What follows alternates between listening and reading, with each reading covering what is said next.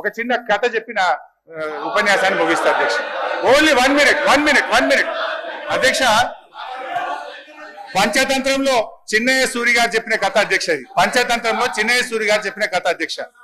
ఒక నక్క ఆహారాన్ని వెతుకుంటూ ఊర్లోకి వచ్చిందట అధ్యక్ష. అక్కడ రజకులు ఉపయోగించే నీలి రంగు ఉన్న తొట్టిలో పడిపోయింది. ఆ నక్కకి ఏమైపోయింది, ఆ తొట్టిలో పడితే ఆ నక్క ఒంటి నిండా నీలి రంగు అంటుకున్నది. ఆ నీలి రంగు అంటుకున్న తర్వాత అది మళ్ళీ అడవిలోకి పోయింది. ఇదేదో కొత్త జంతువు అనుకొని అడవిలో ఉన్న జంతువులన్నీ భయపడ్డాయట అధ్యక్ష.